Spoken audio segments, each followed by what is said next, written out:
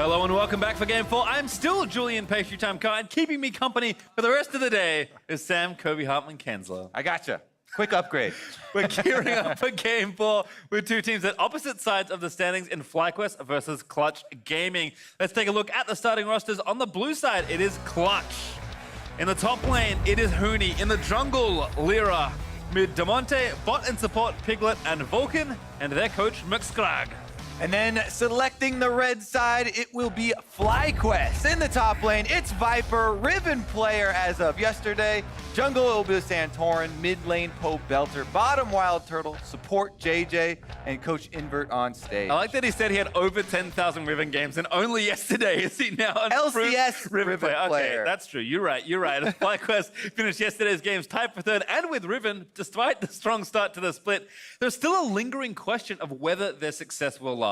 Yeah, I mean, this team overall is looking very solid. They're well coordinated. They feel like their wins have been pretty methodical. So people have had a hard time kind of poking holes in FlyQuest, looking for one big error, one big mistake. So they generally are expected to stay somewhere around the top, but maybe not peek into those top two quite yet. Viper did have that super cool Riven pick that he pulled out yesterday for the perfect situation, right into Silas. Felt like it was very good because of the mobility for split pushing as well, and to keep pressure up. And then he actually had a huge part in the winning team fight where he 2v1s the back line to get FlyQuest the victory, even though they had been bleeding dragons, objectives all game long. And it does feel to me like FlyQuest generally do well, but don't always do enough.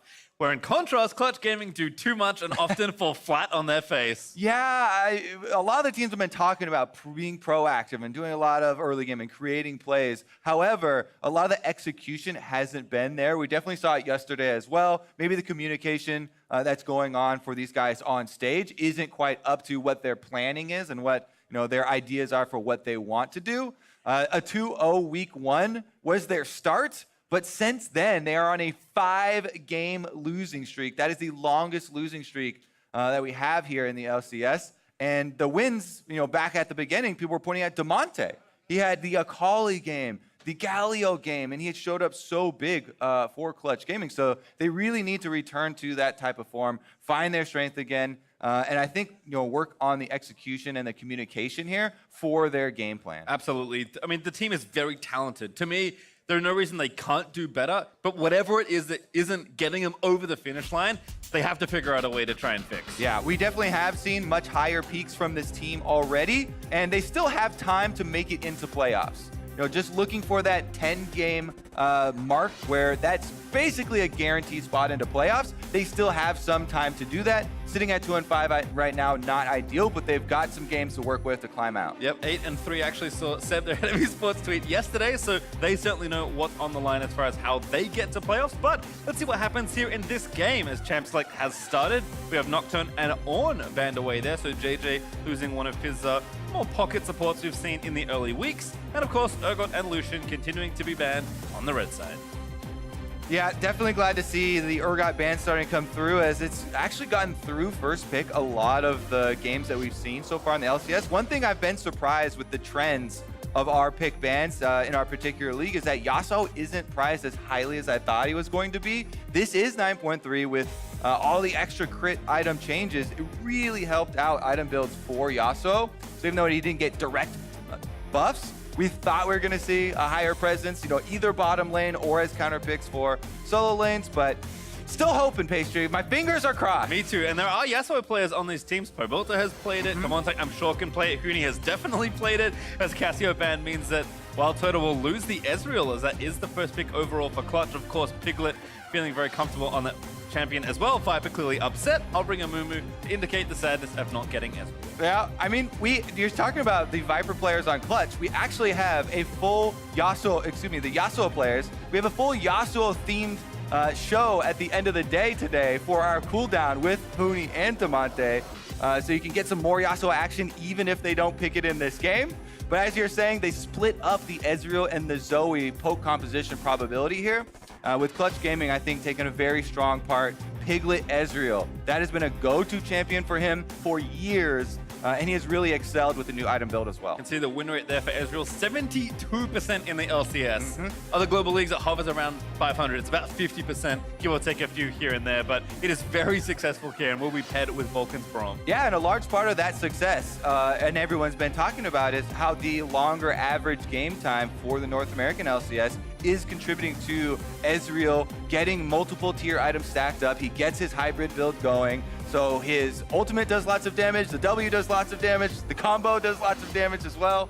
And he definitely is a huge, huge difficulty in dealing with poking around objectives, especially later in the game. Well, I like this from Clutch, also selecting LeBlanc. So seeing the early Zoe, someone say very confident and competent on these types of champions and matchups. Not bad as well. There's Kai'Sa also locked in for Wild Turtle, so didn't want to lose his option of AD carries. We'll take one now as we begin phase 2 of bans. Kai'Sa is another interesting one, and we're talking so much about AD carries because 9.3, so many of the items got reworked here. A lot of Kai'Sas have been starting going for crit. You just buy parts of the Infinity Edge that you're going to build, and I believe an extra pickaxe to get the full flat attack damage for your Q upgrade. That gives you a bunch of burst, and takes you through the early game. Then you start completing your items and you go for the attack speed 1 secondary, and you do the kind of crit Kai'Sa. It's such a cool champion kit where the build has constantly evolved based on the buffs and nerfs to items. The AP Kai'Sa has been the best at sometimes. The AD Kai'Sa, attack speed Kai'Sa. She's definitely very, very flexible. Yeah, and can adapting your draft as well. If you need more AP, build her AP. If you want more AD, because hey, you want to play, I guess Yasuo, you do the opposite, but you have options. We saw that from Sven last game, going basically full AP after Ginsu's, but we have some more bans to talk about. There's J4 banned by FlyQuest and Silas banned by Clutch. Yep, Silas is going to be out here. Anytime you got that wild card banned, I start to think of what are the other possible picks that Clutch want to go for here? Are they ultimate-based champions, or do they just not want to deal with Silas? Because not that many players have put in a lot of time practicing against it. It could be either one the case thus far. I do like the LeBlanc pick as well into Zoe. We've been seeing so much Zoe rise into priority as one of the new power mid laners because her lane phase is quite good and her late game is extremely powerful in picking people off. But LeBlanc, an all-in assassin, can punish one of Zoe's few weaknesses. Early on, you can go straight at Zoe, attack her. She has no escapes except her own flash. And even when she gets access to her R, you still come back to that same spot. So it makes it easy for mobile champions like LeBlanc to combo with junglers and pull off kills on Zoe. Yep, and we don't have the jungler yet for Clutch, but we do for FlyQuest. The Centauran going to take Lee Sin into battle this go-round. We will see Clutch finish out their draft, though. Lyra losing his Lee Sin. Perhaps we'll show the Elise again, perhaps something else. Perhaps Huni will play Sion. He will play Sion. All right, locked in for Clutch. Oh, baby. Yeah, I mean, technically, could still switch around with some wonky flex, but it's looking like we're going to get Huni on Sion. And this is a guy who has changed so much over the years.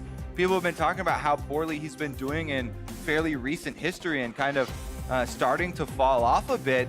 Now he's going to tank duty, it looks like. Presumably, it could be a jungle Sion, and they could give him a top lane Karthus or a top lane LeBlanc if they really wanted to. But we would think it is the jungle Karthus for Lyra and the top lane Sion tank for Huni. We'll see, but that is Karthus' last pick there for Clutch, so kind of spicy for the final one. We'll see what FlyQuest wants to lock in to round out their draft. Viper needs a top laner. Viper wants Riven.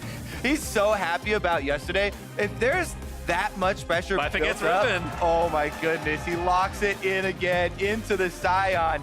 He is unafraid, and there's nothing to be afraid of. A Karthus jungle is not going to gank you. Karthus is a farm jungler, so there's not a lot of pressure that comes out, especially early. And then into the Sion, who also on this patch got nerfs to the laning phase with Q damage reduction and W cooldown increase early. It's a very easy lane here for Viper, so I think almost all of this playmaking is on the side of FlyQuest in the early game here, even though we are talking about, oh, this early pick of the LeBlanc, like mid lane. Go mid lane for Clutch Gaming. When you lock in Karthus as your jungler, there's not going to be a lot of help unless it's to take the kill with your ultimate later, and while LeBlanc does 80% of the work herself. Certainly a different look here for Clutch and a pretty aggressive one for FlyQuest, but we did see Viper's team fighting look exceptional yesterday on Riven. I think everyone, knows Riven is that classic 1v1 montage style champion, but Viper showed that you can play very solid and very well in pro. For Clutch, I do like the kind of falling back in. Honestly, Huni playing something like Sion's somewhat humbling, I would say, for a player that has been so good and so stylish for so long, but just doing something that will work with good scaling, with solid champs for your players that have been playing well. If Clutch need kind of a bounce back game, this is a pretty good way to start it. And to Huni's credit, he said in his interview this year that he wanted to play this year more for the team. He didn't want to be pigeonholed into the old only play for yourself, only play for lane, try and hard carry. So he's doing it here, putting it into practice, playing for the team as best he can with the Sion front line. Well, we'll see how it all shakes out. FlyQuest looking to chase a few more wins and move their record back towards even. Clutch looking to stop a long slide that they've been on here so far through the split. I was expecting maybe some drama, maybe some Yasuo to move their things up, but instead it's Sion. And Karthus jungle, which is kind of cool for Lyra without Lee Sin. Interesting to see him take a very damage-heavy pick. 30 seconds until minions spawn. Sounds like pretty one-sided in the audience here today. FlyQuest showing up big. Santorin chilling by his buddy Ghost Poro. See exactly where the teams do want to fan out to, and very exciting to see Viper back on Riven. Looks like it's Conqueror plus Sorcery, so I imagine the same runes as yesterday. A lot of mobility there to dance around the Sion's Q, so we'll see if Viper can exploit this matchup, if it'll be more farming, and then see what happens from that point onward. POB and Demonte, though, just facing back off. There is a nice ward here from Fly that I believe has spotted Lyra.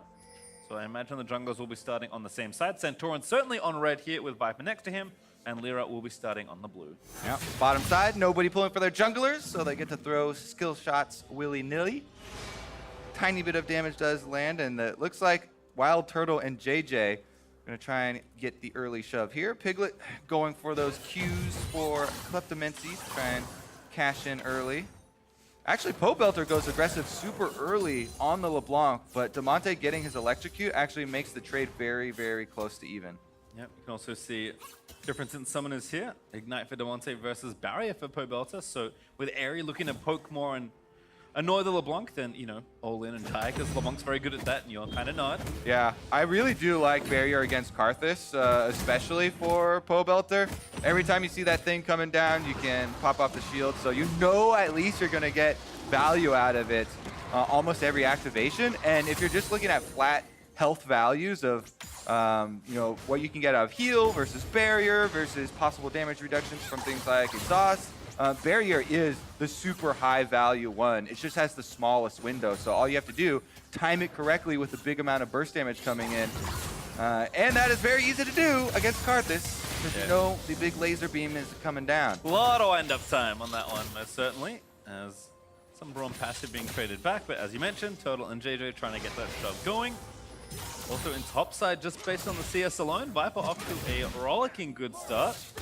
12-6 right now, so up away with Huni. I imagine still some minions to farm. This may be a very different look than the Riven matchup we saw yesterday. Are we going to see Lyra going for the gank? Lee Sin is here. Santorin, he doesn't have vision, but now he does. Didn't see him. JJ though lands the hook. Turtle trying to run away. Needs one more. The auto does proc. Lyra also very low. That's first one to Santorin, but it will be traded as Lyra able to grab the kill in Death Denied. Still Piglet, who's going to go down. Santorin grabs the double. Might make it 3. Lee Sin, free win. He collects it all. Oh, JJ, he stole it. Phase 3, we went over this in Champion Select. When you got a Karthus jungle, don't go for the early ganks. Lyra goes blind down to the top lane for the gank. Santorin is around for the counter. And Karthus just does not have early game abilities that are well equipped to go for even fights. You have to be so sure that you're not getting counter ganked. And even in that case, Wild Turtle was able to turn around with the Ignite here of JJ in the 2v2. They just burn him straight down. So let's take another look at it. He does walk through. They're behind him, so you're like, oh, the positioning looks good here. Turtle flashes early to get away from the possible Braum stump coming in. Even with just his Q there, gets him low enough for Santorin to slip right in. Lee Sin picks up that kill and then continues the chase to get triple for himself here. JJ actually taking the last hit there, so not all of the money going to the jungler, but Santorin rakes it in regardless, and he's got an early bounty. That was, yeah, he does. That was a high value counter gank, let's call it. Santorin collects almost everything. Huni TPing back to the top side though. Viper actually did early as well. So just some early game lane items here, nothing too crazy right now. Huni just getting the lane pushing as Viper play with some respect, back up and take the minions as they move towards the turret. Santorin has had some of the best jungle stats for the entirety of the LCS here in 2019. Number 1 or 2 position almost every single week for pretty much everything, like KDA, kills, kill participation. He's really been very active. Only a couple of little off games and a few mistakes. Right now, though, he's back down to bottom lane, going for another gank, and he's in. He might as well. Vulcan gonna hop away, but Santorin follows with the resonating strike. No flash, no hope here for Vulcan, and that's another kill. This time donated to Wild Turtle. Yep, he gives that one over. Q comes through, and Wild Turtle is able to get some of the money as well. Really nice repeat gank. Because there are no summoner spells on the bottom lane, and because there's a Thresh in your lane, Lee Sin very easily enabled with the amount of mobility that comes from a Lantern, Dark Passage him in, then he's still got a possible 2 dashes left to go for the kill. Nothing for Clutch to be able to recuperate here on the back end. So they're not even playing too far up, but JJ is able to flash in. He knows that there's no extra summoner on either member of Clutch Gaming, so it's an easy flash advantage kill. And they give the money over to the Kai'Sa that they want to get scaling up. Yep, I like the attempt by JJ as well. Knows that Vulcan's dead, tries to hook Piglet, who does get out of the way, but bot lane went from bad to worse after the initial set of plays, and Santorin continuing to run rampant around the Rift. Yeah, I mean, Lee Sin already should have the advantage over Karthus. Early game, obviously, he can go for the 1v1s very easily, but getting those early kills and the summoner advantage around bottom lane just gives him free reign. Let's see what happens on top side. Huni moves down. Pobelta is going to get caught out first, but flashes out of the way. There's the ulti in from Huni, who's trying to chase POB. The barrier, though, is a good amount of health, plus the move speed there from his W, so does get out of the way. Crab over to FlyQuest. No casualties suffered. Okay, so that is Flash and Barrier for Pobelter, for the Ignite and Huni's Flash on the side of CG. In the end, Scuttle Crab, I believe, was still taken by FlyQuest as Viper and Santorin were left there while Pobelter was running for his life. What else are you gonna do? Technically, they got the objective while the Summoner trade went down. All planned. Well, we'll see if there is any sort of revisit here onto Pobelta, or if Damonte can find a play with his flash and, oh, no ignite, but his flash still up and ready to go. Blue buff, though, will be the start of things. Lyra donating that one over to Damonte. And is almost level 6 as both junglers farm up towards that ultimate. Yeah, that might be the one opening you look for as Clutch Gaming, right? Your Karthus is now level 6. He wants to get Dark Harvest stacks no matter what, and you have a LeBlanc with a flash advantage over Zoe. So if LeBlanc can do enough work herself to allow Lyra to just cash in with a Karthus ultimate, get an early Dark Harvest stack, get some money going for your team, then Clutch Gaming does have scaling options. We've been over this before, right? In this meta, a lot of North American teams have been going for the long game. And the key champions we pointed out in most of those long game, 3 of them are represented here on Clutch Gaming side. They have very good scaling. Sion, infinite health scaling. Karthus, almost infinite damage scaling. And then Ezreal as well with the double tier build. So we'll see if FlyQuest Beast early game here is enough of an advantage for them to end it before Clutch can get enough items and then group up. That is an early cloud vector for FlyQuest, so things going as planned for now. And again, we've heard from FlyQuest in the early weeks that they know, like a lot of the teams here in the LCS, they want to play faster, they want to have better early games, and FlyQuest, as they grow, if they can more cleanly convert the early games that they are now getting, obviously a big look for them as Viper and Huni still doing battle. Yep, and Viper feeling pretty good about this early game in particular. Been able to deny a lot of CS so far. Hook does land on bottom side. See if anything comes of it. Some damage onto Vulcan, but not so bad. Well, Toad also going back in, but Lyra is down here on the bot lane once again. Yeah, passing by again, but even with the control ward here, River Vision has been established for FlyQuest with their own control ward. So him venturing out there is very dangerous. He's got his flash though. Q missed. Good news for Lyra, as Monte Monte also roaming down. Ward hop over, keep safe. There's a bubble from Pobelta. Bit of damage traded back. Whee! Yeah, about 30% of your HP. Definitely significant here. It is an exchange basically for 2 control wards, I guess, because they killed the Pixel one and made Santorin use his own for a ward hop into the blue buff, which is not an ideal placement for a ward. It technically does give you a little bit of vision to know that a Karthus isn't, trading back into your side of the jungle, but mostly going to be a Scuttle Crab traded over to pay for that ward. So blue buff to Pobelta. Demonte continuing to try and shove and roam though. Bubble barely going to miss there as Demonte manages to step around it. And they'll just return to mid lane for now. Checking back in the top though, Viper has built a significant lead here in this 1v1. And for a MSI champion, world finalist, and guy that's played in 3 separate leagues, Huni must feel kind of bad because he used to do this to people with this champion. He's playing for the team, Pastry. As we said, he's on tank duty, then now he's going to be glad to take up that mantle. He even expended his flash and ultimate roaming through the mid lane to try and get that kill for Demonte to help him out. So, Huni is behind, but this game, it isn't because he's playing for himself, right? He's playing for the team. Meanwhile, Demonte gets another paddle in. Yep, nice redirect there from Pobelta on the paddle star. Demonte tried to jump out of the way, but continues to be harassed by Zoe. As you mentioned, Clutch is looking to kind of move things up towards that mid and late game, but FlyQuest continuing to play proactively around the map as Rift Herald does get started by Santorin. Yeah, FlyQuest feeling so good about this early game. Lee Sin is set up with full control over the entire map right now. Lyra basically just walks around his own jungle farming and looking for a possible opening to use the Karthus ultimate, but nobody on the team is really going to get their own advantage in lane anymore. As we can see, the blue control here for Pobelta and FlyQuest means that even mid lane with the LeBlanc matchup, they're not getting him low enough. Barriers back off of cooldown, so there's not a lot of possibilities here in the early game for Clutch to make this work. And stopwatch in play as well, so certainly tough to try and take down POB. He does not stick around for extra plates. Huni burns the ulti to choo-choo back towards top lane. Rift Herald was taken and is now ready for Santorin to use as well, so we're looking in the next 2 minutes to get some plate value in whichever lane he chooses. Yeah, I really like how they are continuously moving the game state forward here for FlyQuest. He's constantly going for the next big objective. With Rift Herald, you can ensure that you increase the gold lead.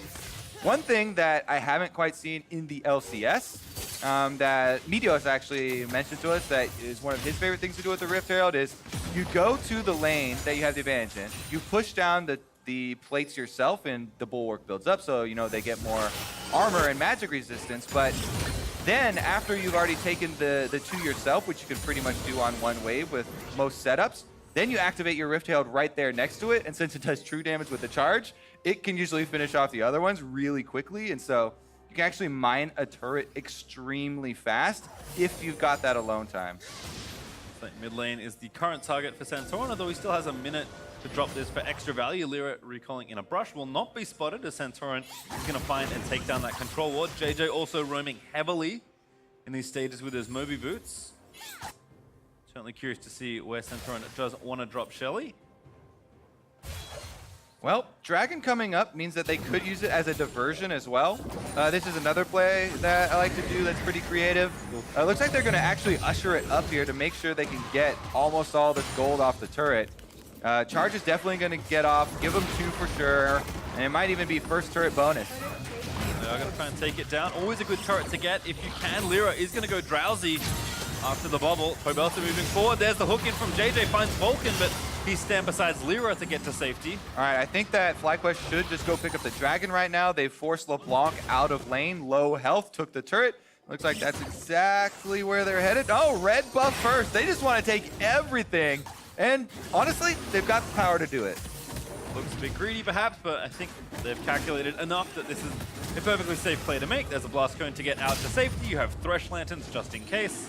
Not sure they can start the Drake right away.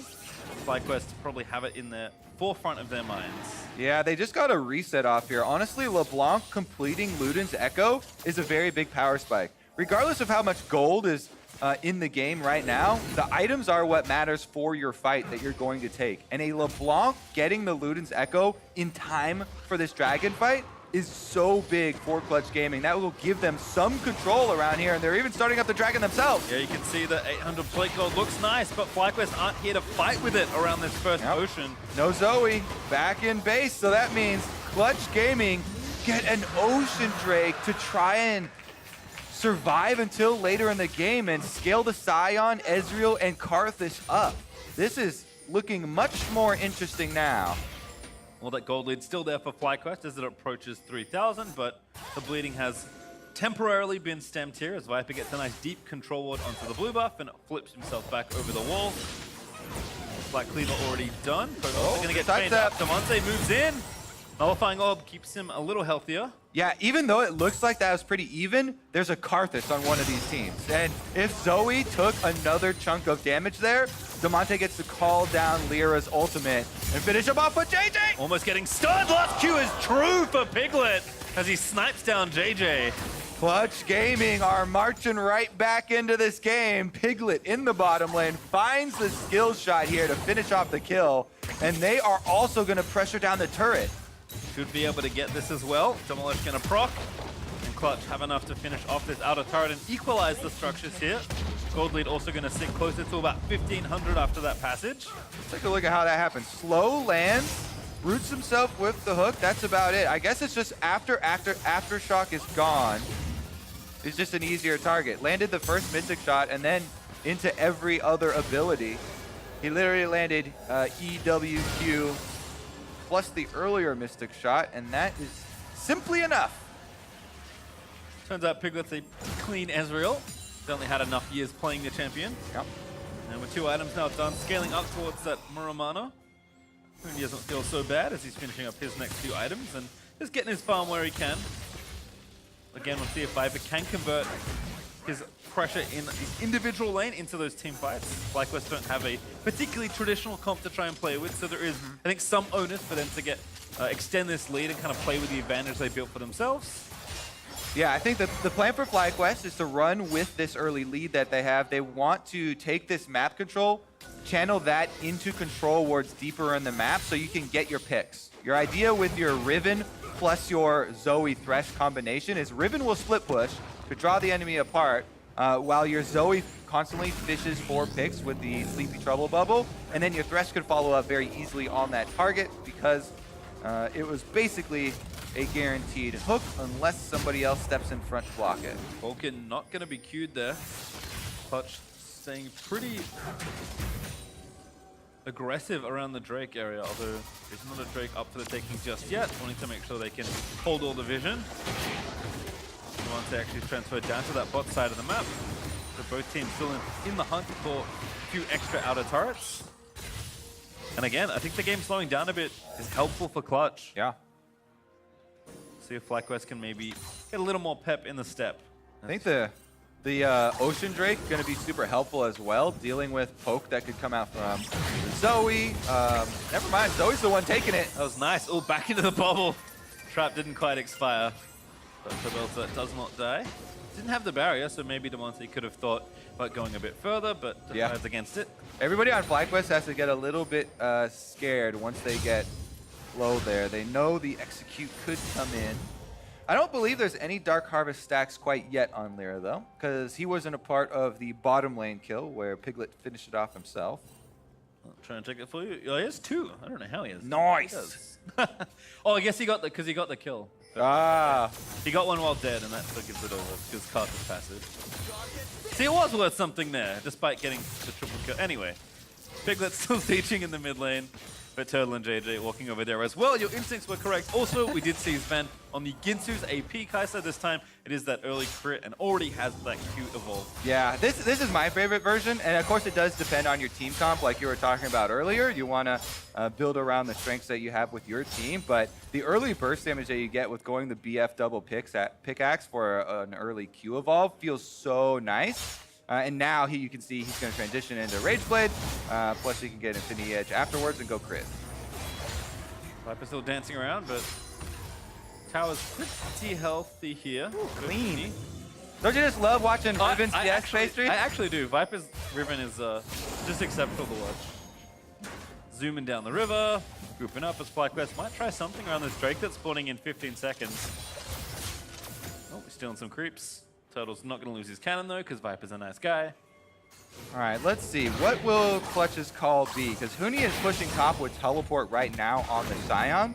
They can decide to contest this Drake. They're down 2,000 gold worth of fighting power right now. I think most of it has actually been purchased and in inventory, so we'll see if it actually means a difference in this team fight. Teleport is coming in. They want to fight it. Yeah, it's going to start here. Huni gives up the turret that he could have gotten. Drake is low. Santorin needs to finish it off. He does find the smite, but here's the fight. JJ knocked up there by Scion. Huni with a great ult. Clearer gets the kill into JJ as Viper does get to the team fight. Find the two-man stun, but he might be CC'd for a little too long. The knock-up from Huni is wonderful as Demonte grabs that shutdown. Big difference there. And Karthus is... Oh, he gets a stopwatch. Nice watch there from Santorin. Saves his life. But Clutch, they find the fight they want, and they do win it. Huni comes in with the teleport on the Scion, finds JJ, knocks him with the ultimate plus the Q there, and then a little bit of what looked like miscommunication for FlyQuest, because Santorin got chunked out so heavily, you knew he is out of there. Viper does go in on the Riven and initiates for the team, makes a little bit of space for them, but he definitely goes down himself, and it is 2 kills and a turret for Clutch Gaming. Yeah, Clutch actually go up in structures and slightly ahead on gold, despite the disadvantage they were at, as we'll watch this one again. All right, Santorin does get the execute damage with his Q smite at the end, so they get the Drake on the way out, but since LeBlanc basically burns him down, he has to get out of the fight, and they already lost JJ, so Viper going in there means that he is going on a one-way trip. They got still chases, but no extra kills there for Clutch. But again, they'll take it. Looking to scale, happy to even up the gold, and FlyQuest feels like they somewhat floundered the lead they built for themselves. Certainly still available to find some team fights as the game moves on, but feels like things just aren't as easy as they would have been about 5 to 10 minutes ago. Yeah, and we were definitely questioning a lot of Clutch Gaming's communication and coordination, especially earlier yesterday. But today, I really do feel like they have taken those moments where they see FlyQuest going for the recall after stealing that red, right? And slipping in to get the dragon. Huni trying to look for these opportunities on Scion to engage for the team. So it really does seem like it's paying off so much better for them this time around. Oh, Demonte just gets deleted as Santorin's on a killing spree. Nice bubble there from POB. Yep, POB able to find the pick here. Now, they should be able to get some damage on this turret. Maybe even stick around to finish it off. I guess Santorin's not going to come on the least in to finish it, but Pobelter will do enough work himself, and we'll pretty much just have a reset. We'll keep FlyQuest up ahead in gold if they can claim this turret. Actually up a few stand hundred for after it. that. Boom. There we go. A few more sparkles onto the turret, and that's a take. Yeah, people have become pretty accustomed to, once turret plates are gone, the outer turrets are insanely squishy, right? Because all these defenses left. So even though it looks like it might be risky going for that turret without your minions left, the turrets become so squishy after that 14-minute mark. And Pobelter, very well aware, sticks around, cleans up the extra gold for the team, and we are even, Pastry. 2 turrets apiece, and the gold only 1,000 apart. Yep, not really a lead here for FlyQuest despite being ahead. 2 items done for both mid laners. Turtle finishing off his next few items as well. Here's a Drake up in a minute 45, but we are going to have to start thinking about Baron, and I think Viper in particular. He's finished his 2 core items, Death Dance plus Black Cleaver, which he did build yesterday also. Yeah. Is he going to apply pressure and just draw someone else other than Huni over to this lane? That will make FlyQuest's job a lot easier. Yeah, he's going to have a very nice time down there. as you can see, he's already forced Huni out, who's using the ultimate to get back the lane. I don't think Viper's actually going to get much damage on the turret. He actually doesn't even go for any damage on the turret. And he's going to play for Vision up through the river instead.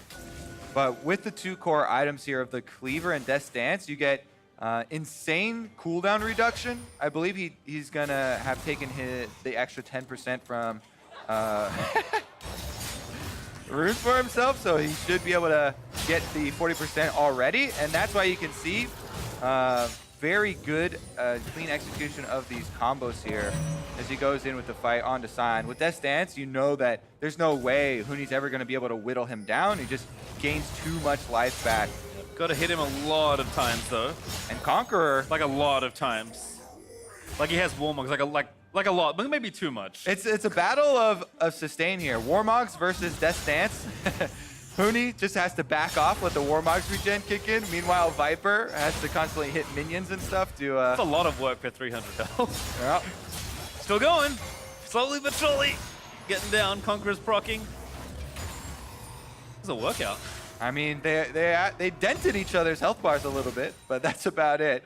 Some honey fruit there for either to pick up. Here we go for Viper. Yep. Yesterday. There's the Transcendence. That's what I was looking for. The cooldown reduction there in the blue rune you can see on the side does give him that 10 extra. So he is capped at 40 at the moment.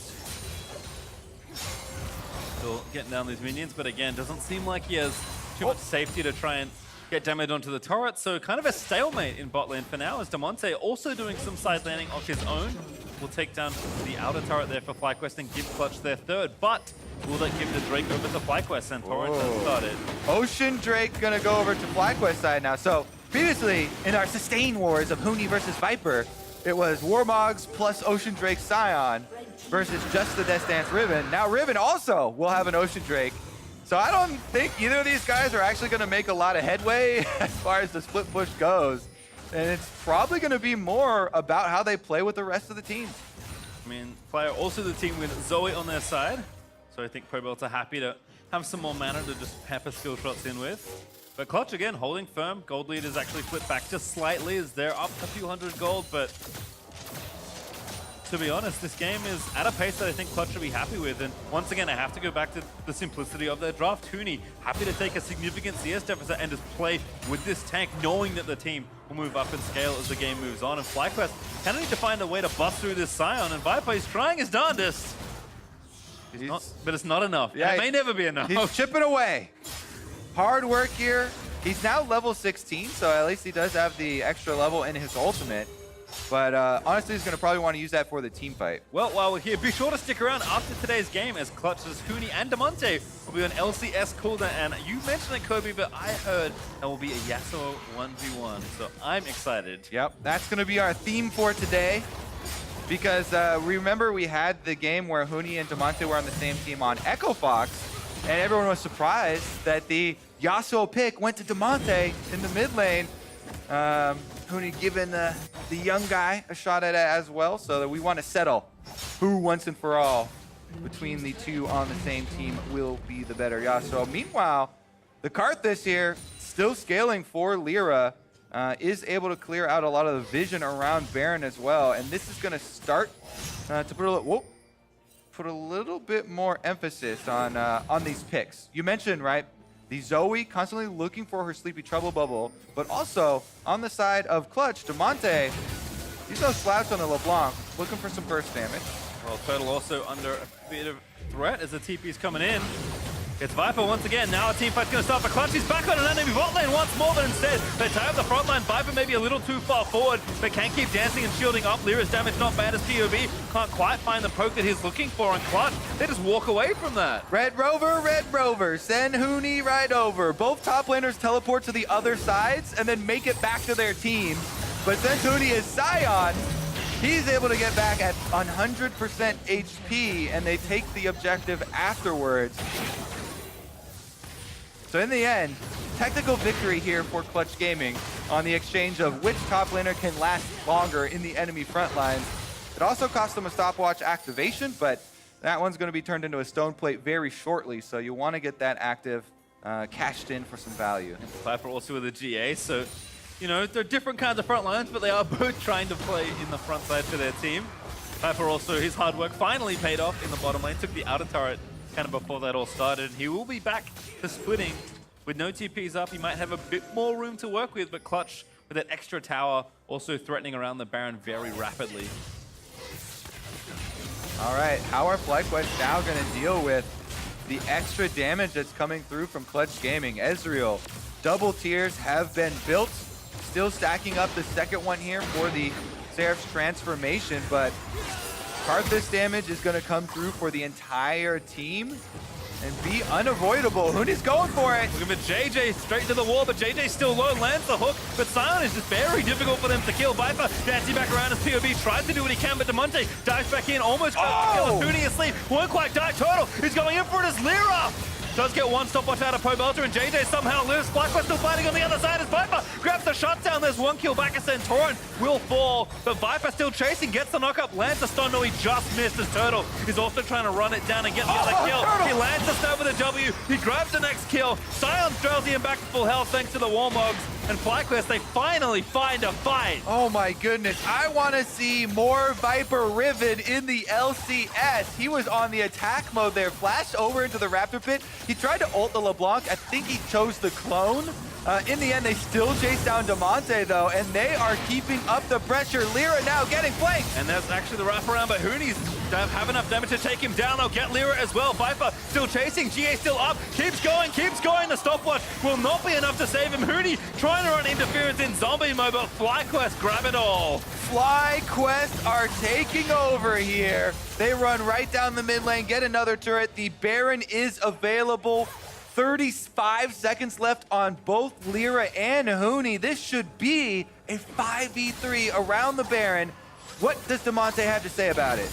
Well, he's got his Banshees. He'll do what face checking he can, but FlyQuest are onto the objective. True Shot Barrage gets some damage onto Pobelter, but Lyra's not up. He can't ult. He doesn't even have it, even if he did. And that will be Baron over to FlyQuest, unanswered by Clutch Gaming. Oh my goodness. What a well-played team fight from FlyQuest. Now, there's going to be another key stopwatch here. I believe Pobelter is holding on to one as well.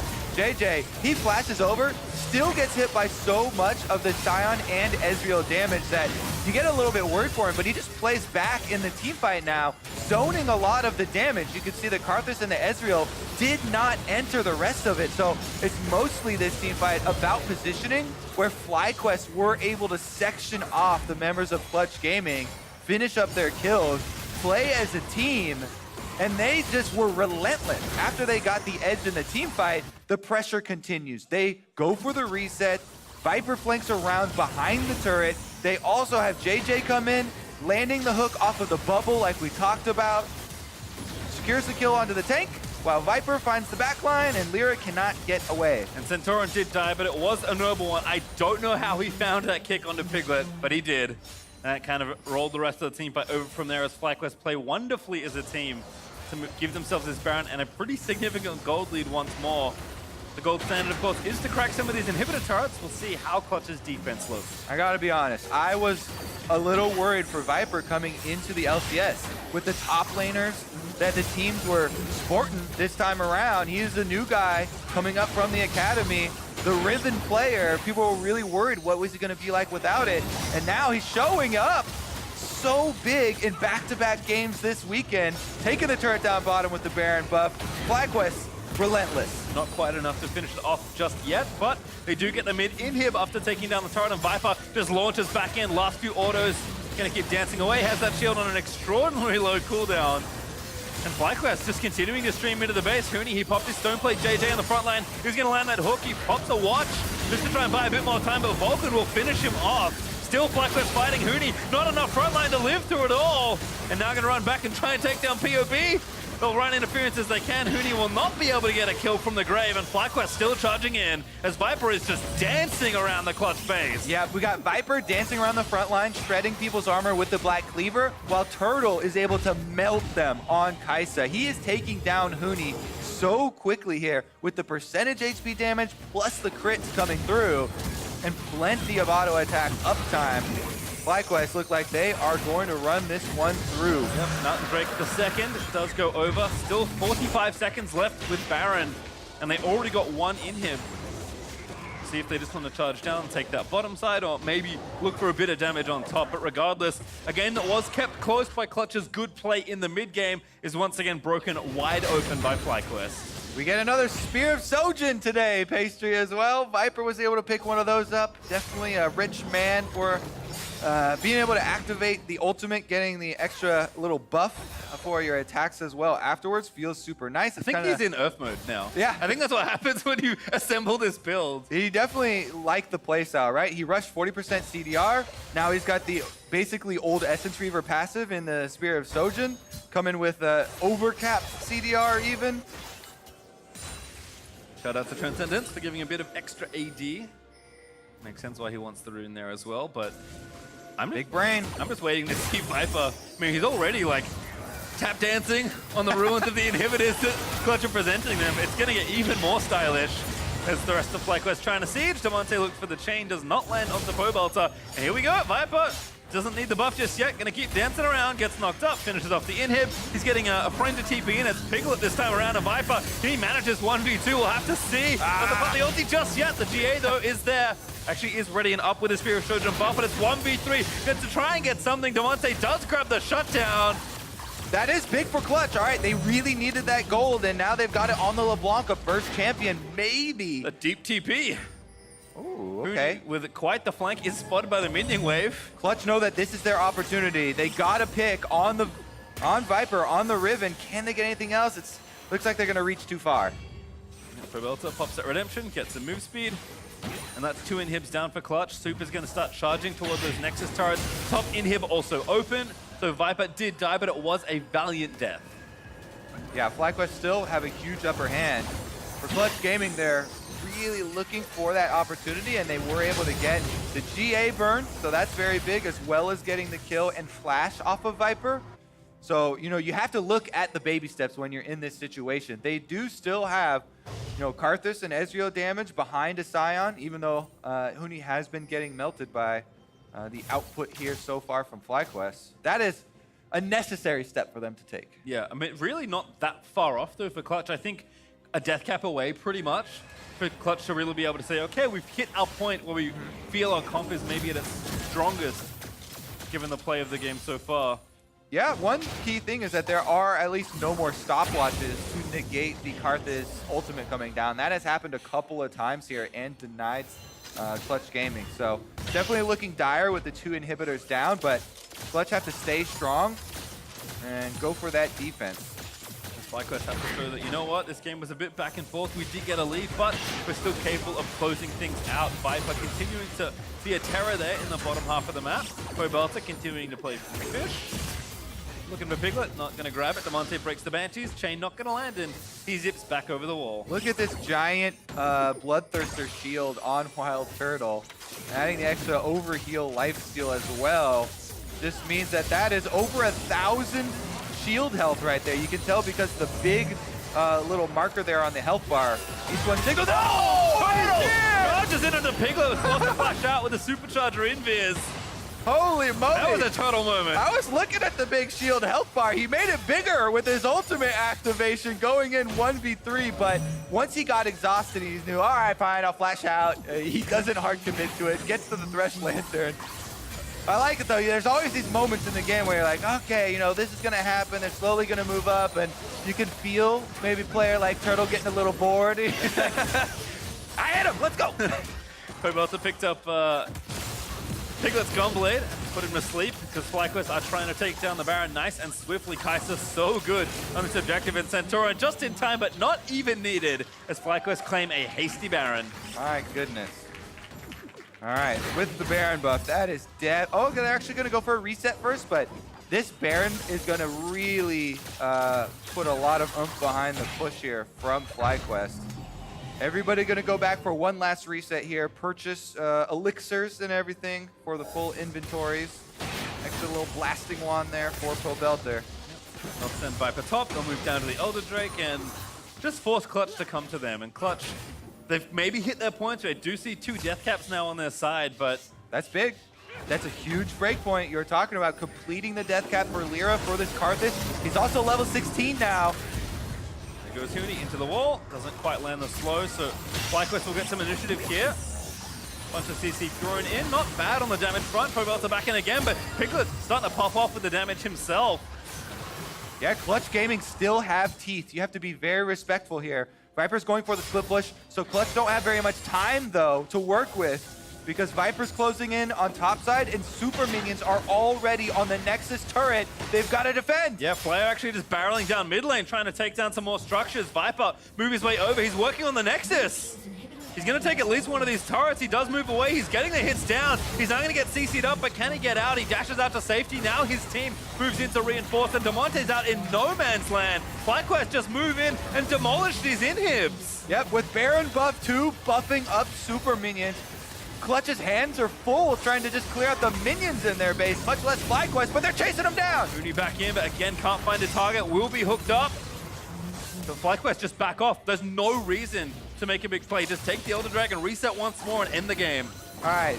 I want to see them push into the base after the Elder Dragon, but I think you might be right, Base Street. They might go for the reset here with the extra Baron buffs empowering it. Ah, they were thinking about it. Come on. All right, you know what? Maybe they've changed their tune code, but the old FlyQuest would have reset. All right, they're going for it. Baron buff is still on for 1 minute and 18 seconds, and now they've got the extra 4 Elemental Drake back to Elder Dragon buff with true damage coming through. This is definitely going to be it. Well, 1 inhib left to defend, and then 1 Nexus after that. Can Clutch make the miracle comeback here? If they get the pick, if they don't waste any time, they immediately go for the offensive play to try and buy themselves a window. That is pretty much the hope. If there was a comp to do it, it does seem like this one for Clutch, but the walls are just closing in around Clutch. They played pretty well to try and push the game to this point, but FlyQuest just looked a little better now, putting the finishing touches on Clutch's rubble as that inhib falls as well. This is the nightmare scenario. Baron buff, super minions everywhere, Zoe's poking you. Oh man. With the Riven. Slow and steady towards the Nexus here for FlyQuest. Viper though, taking matters into his own hands. He wants to try and take down the Nexus. They can't really do anything about it. There's too much for Clutch to juggle as FlyQuest stick the landing and take down Clutch. Viper gets one last kill there at the very end, right before finishing the touches on the Nexus itself, and FlyQuest looking scary. Back-to-back Riven games this week, back-to-back wins, 2-0 weekend, and they are surging once again. Rightful place at the top of the standings. Absolutely. I think it's always nice to see these players with their pocket picks. You know, you get one win with a champion like Riven, like, okay, yeah, like, that was cool, dude. Yeah. You know? But to do it again in such commanding fashion, like, it's not just a pick they're playing because he's really good at it, because he is. They also believe that they can build comps around it and win games against a very strong-looking team-fighting team for Clutch. Clutch were in that game pretty much the whole late game. Those last 10-15 minutes, if they could have found a fight, they could have won. But FlyQuest executed really well with their team comp. Yeah, definitely true. The Clutch Gaming scaling kind of looming over you the whole time, a little bit unsure. But I have to say, really good play from every member on that team.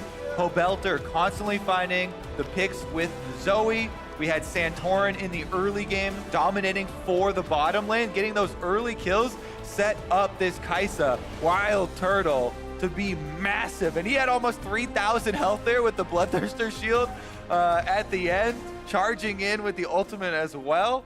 Definitely a super exciting ending and a team fight there for them. And we have been somewhat critical of teams that say, hey, you look good when you get to play your style, but what else can you play? I think FlyQuest, after that game, get to join the club of, hey, we don't just have to play tank tops to win our games. We can play Riven. That's for and sure. Win. Well, let's send it down to Ovally for an interview with Santorin himself.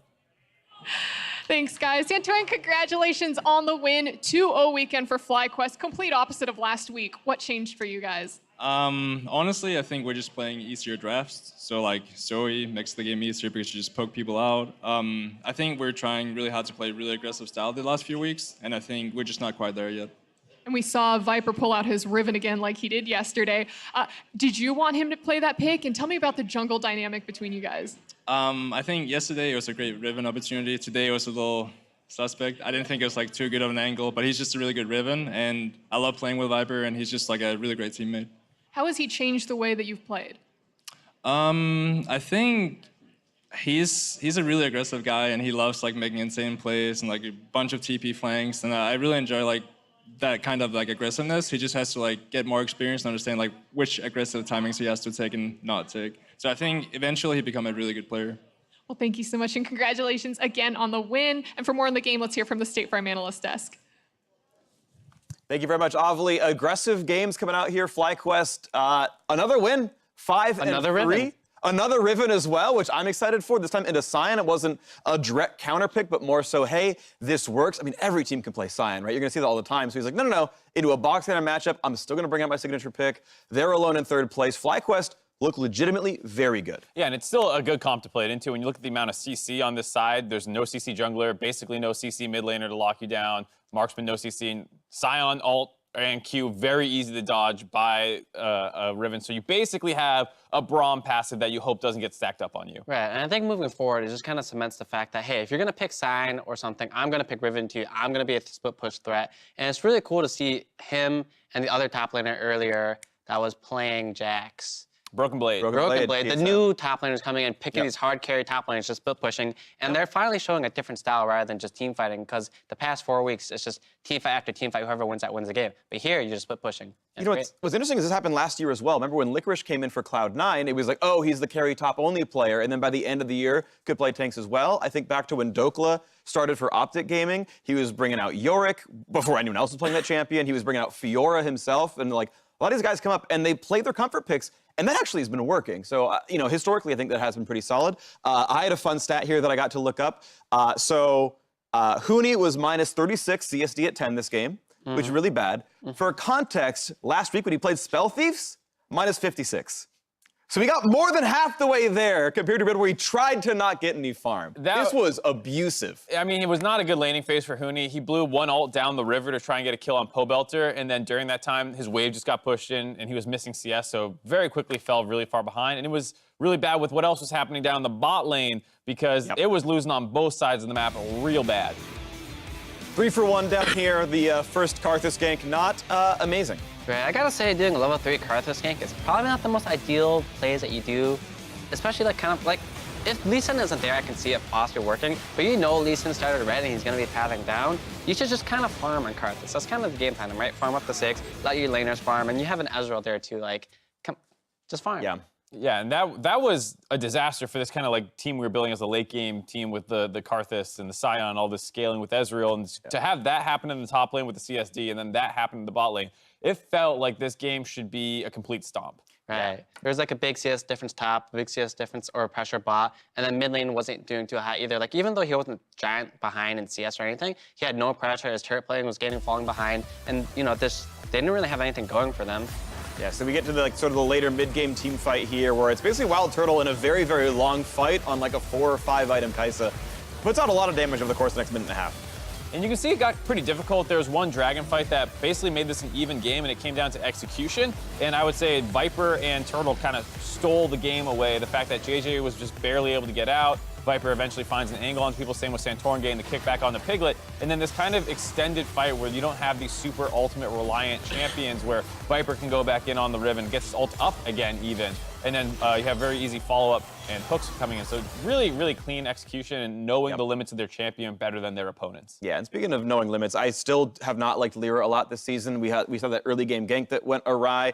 Burned his stopwatch on a for sure death when he could have actually used it in one of those later team fights where you can be disruptive for another 2.5 seconds, get more damage out. So rough stuff here. Clutch, sadly, on a gigantic slide. 2-0 in the first week, 6 straight losses. Right, and it's such a weird team comp that they have too. You look at all 5 champions together, and how do they really fit? They have Sion, but then they don't really have damage. They have an assassin mid, they have the AFK farmer jungler, so you can't have a 2v2 mid with a Blanc, which you want to do, and you have an Ezreal. So like, it's very single target damage that is also very low, and you saw the team fights, they didn't really go that well. Sure, some characters would get low, but the main priorities on Fly are Kai'Sa and Riven. Kai'Sa was never in danger of dying. Minus the one time he ulted in 3 people. But that's still got out. That was more of a turtle thing than anything. But, you know, he was never in danger of dying. If you're not killing the enemy Kai'Sa, you're going to lose these fights. Yep, and that's what happened, of course. Good team fighting for FlyQuest. They were alone in 3rd place. Now there's one more game before we call it a weekend. And if you want to catch any of the action you may have missed, check out the new LoL Esports YouTube channel, which hosts all the LCS content you could desire. Optic Gaming and Cloud9 battle it out in Game 5, so don't go anywhere.